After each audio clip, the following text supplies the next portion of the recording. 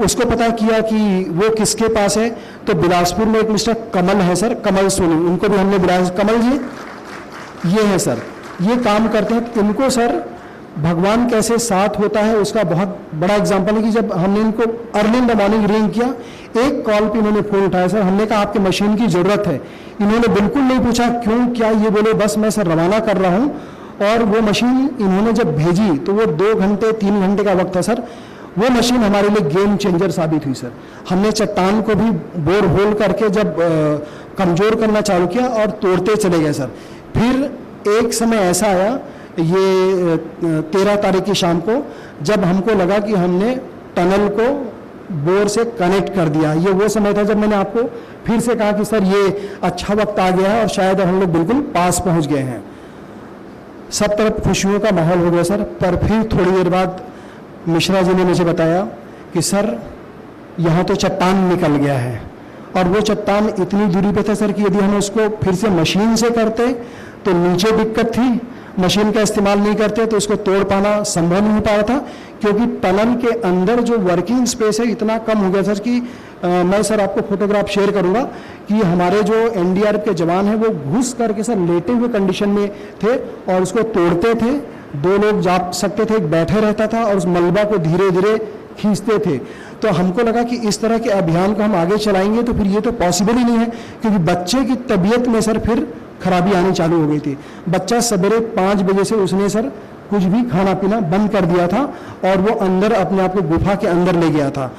इसी समय सर वो जो फोटोग्राफ मैंने शेयर किया था जिसमें रसेल वाइपर, बच्चा इतना अशक्त हो गया था कि वो लेटा हुआ था और उसके यहाँ पे सर वाइपर सांप उसके शरीर पे रेंग रहा था।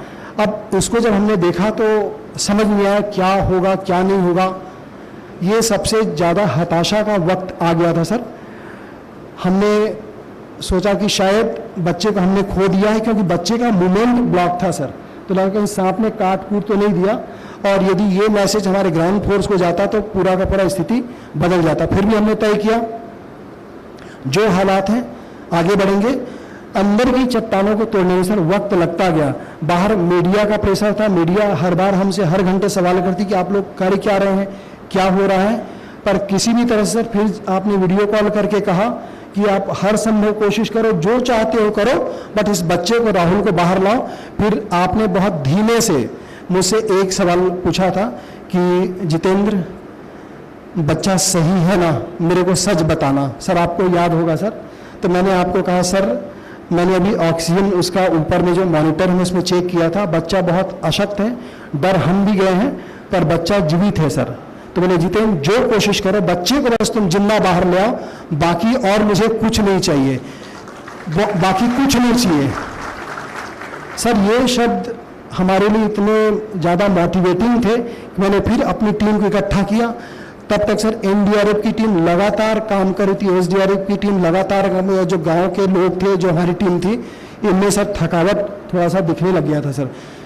मैंने शाम को 4 बजे के आसपास, 3 बजे के आसपास सर मैंने तय किया, कर्नल पारिक को मैंने कॉल किया सर, गौतम को, कि अब हम ये वक्त आ गया कि इसी वक्त एनडीआरएफ एसडीआरएफ के हाथ में आर्मी को भी डिप्लॉय करेंगे सर। और जब आर्मी आई सर तो काम तो एनडीआरएफ की टीम 95% कर चुकी थी, बट आर्मी के जो लोग अंदर गए सर तो बोलते हैं कि कोई चीज़ सौभाग्य को लेकर के आती है। हम एक बात तो डर गए थे सर कि शाफ्ट से यदि हम भटक गए हों तो वहाँ पे 8 इंच का शाफ्ट है सर, हमारा टनल दूसरी ओर चला गया तो सारी की सारी मेहनत बेकार चली जाएगी, क्योंकि उसको इंटरेक्ट करके राइट एंगल पे लेना डिफिकल्ट टास्क हो गया था सर। फिर टेक्निकल मदद से हमने फिर से सेंटर लाइन को रिस्टोर कराया, और वो 2 घंटा था कि कमांडर की जो टीम है ये हमारे लिए शुभ होकर के आई। मेहनत एनडीआरएफ एसडीआरएफ ने 95% कर लिया था, पर एन वक्त में इनकी टीम हमारे लिए एक अच्छा संदेश लेकर गए। थोड़ी देर बाद में मुझे बता दिया गया कि हमने हालो जब ऊपर साउंड आना चालू हुआ कि हम वहाँ तक पहुँच गए हैं, और थोड़ा सा मिट्टी बस अब चट्टान खत्म हो गई है। उसी समय मैंने आपको फिर से संदेश दिया था कि ऐसा हो चुका है। और जब करने लगे तो बच्चे और हमारे बीच की दूरी सर 1.5 फीट की रह गई थी, फिर वही चट्टान घूम करके वहाँ पे आ गया सर। अब ये वक्त ऐसा था कि क्या करें।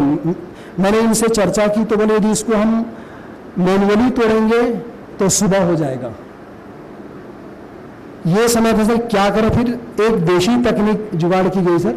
एक जो फल वल रखने का छोटा सा टोकनी जैसा रहता है, उसको रस्सी में बांध करके हमने नीचे डाला और कहा कि यदि मलबा गिरेगा तो इसमें गिरेगा, पर हम मशीन का इस्तेमाल करेंगे, उसको देखते हैं। और मशीन की इंटेंसिटी को कम करके सर हम उसको तोड़ना चालू किए। एक हमने सोचा कि विकल्प के रूप में हम क्या दाएं बाएं से जा सकते हैं, तो वो भी संभव नहीं था सर। और ये तकनीकी रूप से हम देखें सर, तो हम इधर सुरंग पे जा रहे हैं, सामने शाफ्ट है, और बच्चा जिस सुरंग पे बैठा है वो उसी चट्टान का हिस्सा था सर, जो हमारे रास्ते को रोक रहा था। वही बच्चे की जिंदगी को भी संभाल भी रहा था सर, वही चट्टान दोनों चीजें कर रहा था। तो हमने बोला कैसा टेक्निक करें, क्योंकि गुफा इस तरह है और हम बच्चे को नहीं निकाल सकते। फिर इस बच्चे को हमने रेडी किया सर, और ये बच्चा बिना किसी डर के इसने कहा कि हाँ मैं इस काम को करूंगा। फिर थोड़ी से मलबे का मट्टी को निकाल कर किसी ने 3-4 घंटे लगे सर। रात को 10:30 पे फिर बच्चा हमको दिखने लग गया। हमने बच्चे को रेडी किया, फिर बाहर लाए सर। उसके बाद की सारी कहानी सर आपको पता है, आपने उसी समय मुझसे फिर वीडियो कॉल किया और आपने बोला कि बच्चा अंदर दिख तो रहा है, जिंदा है ना? सर मैंने बोला जीवित है सर, हम उसको नीचे भी मॉनिटर कर रहे हैं और ऊपर भी मॉनिटर कर रहे हैं। बच्चा जीवित है और हम बच्चे को सर सकुशल निकाल लेंगे।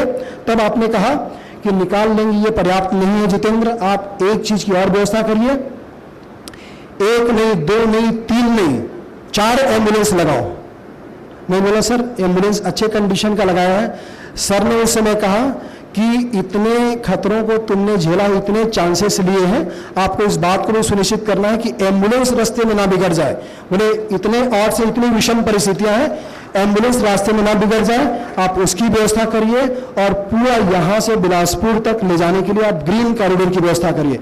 मैंने एसपी साहब से फिर तुरंत चर्चा किया सर। एसपी साहब ने बोला कि ये व्यवस्था हमने पहले ही कर ली है। इन बीच में सर जो मानवीय पहलू ये है कि उस गांव के आसपास के लोग सर, गांव के लोगों ने इतनी व्यवस्था की सर कि हमारे टीम के लोगों को फ्रेश होना हो, रहना हो, खाना हो, भोजन हो, पानी हो, सब सर खुद आगे आकर के।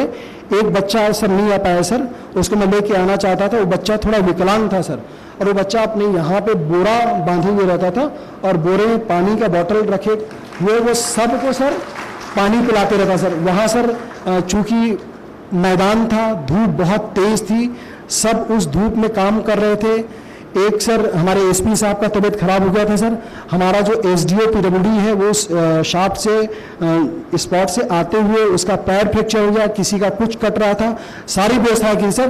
पर मैं अंत में ये जरूर कहना चाहूँगा सर, इन तमाम विरोधों अवरोधों के बावजूद जो आपने हमें मोटिवेट किया सर, जो उत्साह बढ़ाया सर, और जो हमारी टीम जो मोटिवेटेड थी सर, और हम सर इस बीच में कुछ लोगों को सर अलग अलग मंदिरों में भेजते थे सर और बोलते थे कि वहाँ वीडियो कॉल करें, भगवान का दर्शन करा, हम उनसे आशीर्वाद लेंगे। सारी चीज़ें हमने कोशिश की सर। इन तमाम चीज़ों की परिणति यही हुई सर कि आपने जो उत्तरदायित्व हमें दिया था, उस बच्चे राहुल को ऑपरेशन 104 घंटे 104 आवर ऑपरेशन राहुल की परिणति बहुत सुखद हुई।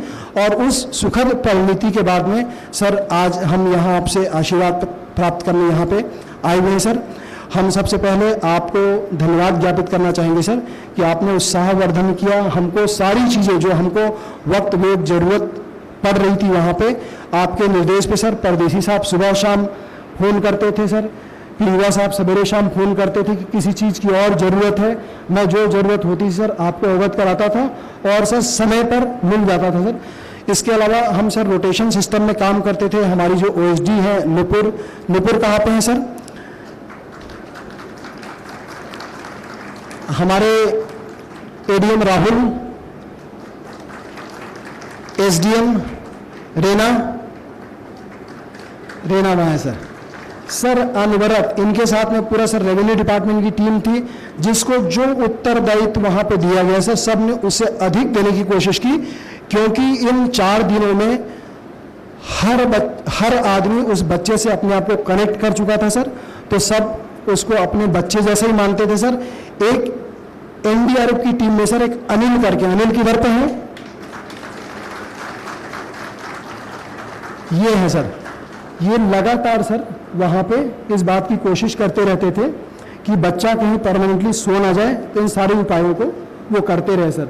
और उसकी सुखद परिणति ये हुई कि आज हम सब एकत्रित सर, हम आपको अपनी पूरी टीम की ओर से धन्यवाद ज्ञापित करना चाहते हैं। Thank you so much sir, thank you.